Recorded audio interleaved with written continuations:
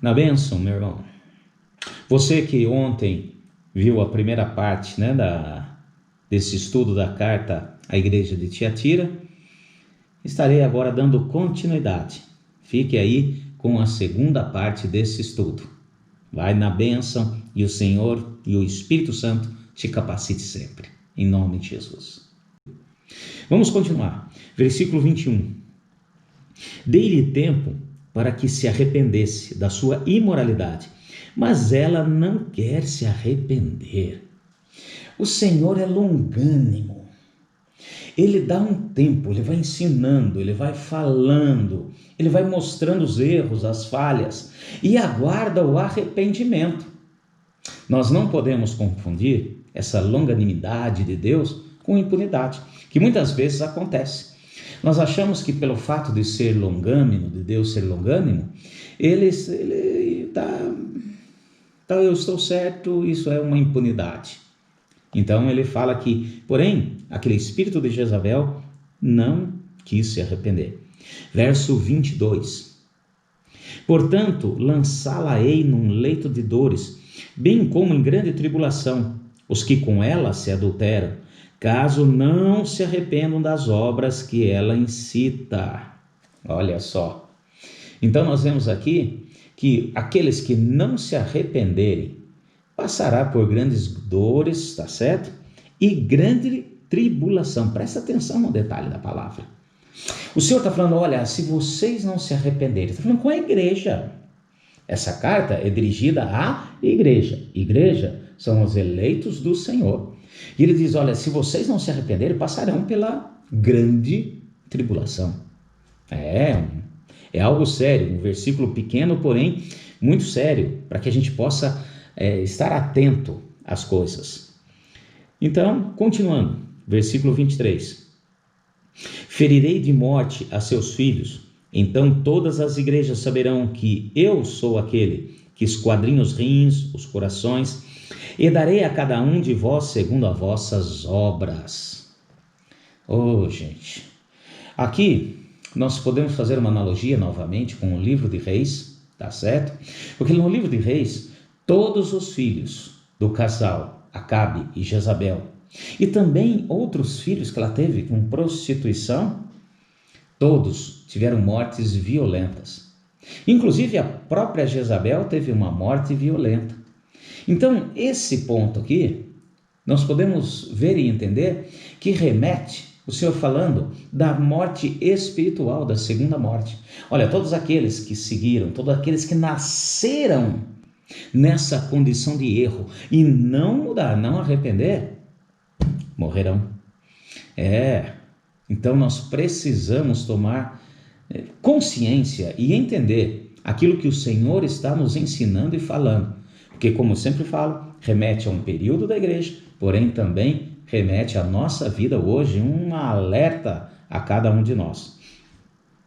Vamos continuar? Versículo 24.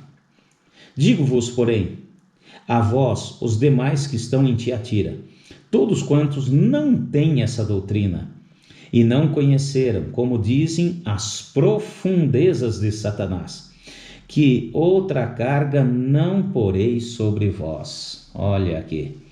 Então, nós vemos novamente o Senhor falando, mostrando a sua misericórdia para aqueles que não conheceram, não entraram nessa doutrina do engano, da prostituição, da idolatria, tá certo?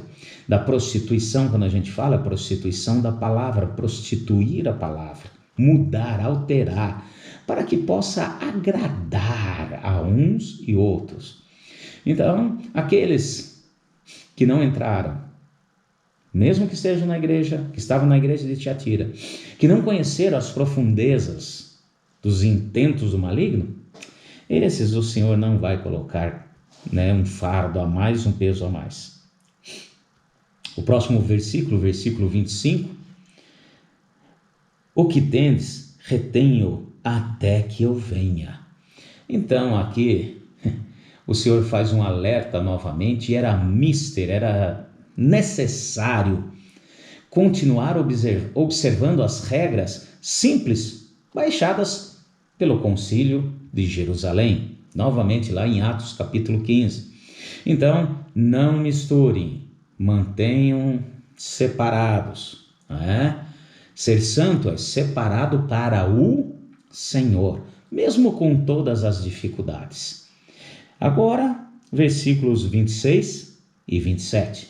Vamos lá? Ao que vencer e guardar até o fim as minhas obras, eu lhe darei autoridade sobre as nações. E com vara de ferro as regerá, quebrando-as como são quebrados os vasos do oleiro. Assim também recebi autoridade de meu Pai. Também lhe darei, versículo 28, a estrela da manhã. Então, ele chama, como sempre, faz um alerta, Jesus faz um alerta em cima dos erros, dos problemas, daquilo que está acontecendo. E aqui também ele dá duas promessas, fala de duas promessas. Uma é autoridade sobre as nações. É participar da glória do Senhor no reino messiânico, no milênio, naquilo que nós estaremos falando, ensinando, também para entendermos todos os princípios de Deus para a nossa vida. E também fala, também lhe darei a estrela da manhã. A estrela da manhã, como nós vemos no Salmo, remete e mostra a autoridade de Jesus, o seu poder, o seu agir, como está no livro de Apocalipse mesmo, lá no capítulo 22, verso 16, nós vemos a respeito de colocar Jesus como a estrela da manhã. E aqui ele fala, olha, vai participar, também lhe darei a estrela da manhã, participar da eternidade com o próprio Senhor Jesus. E finaliza, como em todas as cartas, no verso 29, quem tem ouvidos, ouça o que o Espírito diz às igrejas. Então é interessante, está aqui a finalização. Esse período da chamada a era difícil da igreja, é um período em que a igreja teve vários desvios, tá certo? Começou a introduzir no meio da igreja, por causa do espírito de Jezabel, por causa daquela questão de facilitar as coisas. Então, muito sincretismo com as religiões pagãs da Europa, para que pudesse agradar, pois foi instituído uma obrigatoriedade de ser cristão. Lembra? Lá de Constantino? Então, isso tudo foi trazendo vários desvios. A igreja foi saindo do trilho principal, daquele ponto principal dela, que é a palavra, que é a verdade.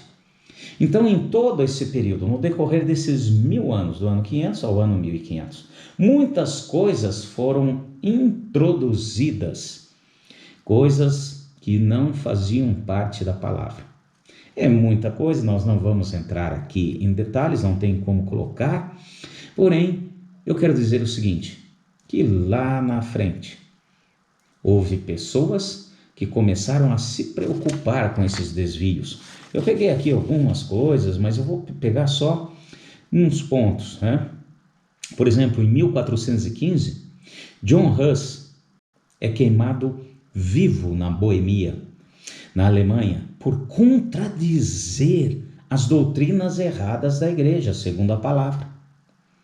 Nós vemos também, 1456, já estamos lá no final, 1380, perdão, um pouquinho antes, John Wycliffe, ele traduz a Bíblia para o inglês, também é perseguido e morto.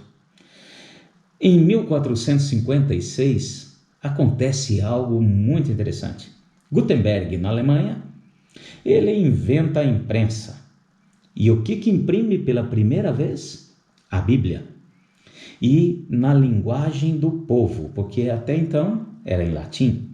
E isso trouxe um problema muito grande, tanto que Gutenberg teve que renunciar à sua invenção e morreu depois pobre na Alemanha. O rei Ferdinando começa na Espanha uma perseguição muito grande contra os judeus que não queriam estar convertendo à fé católica romana. Eu estou pegando aqui no finalzinho para nós termos uma ideia. Em 1498, um monge Savonarola é executado em Florença, na Itália, por tentativa de reforma da igreja, também de trazer o bonde de volta aos trilhos originais. Então, tudo isso faz com que esse período venha a ser realmente um período conturbado por causa de vários desvios da igreja, mas o próprio Senhor faz com que as coisas voltem ao seu ponto original para aqueles que realmente entendem e querem seguir a sua palavra, pois ele tem olhos que vê todas as coisas. Amém? Então fica aqui mais esse devocional e depois daremos continuidade. Fiquem todos na paz do Senhor. Até mais.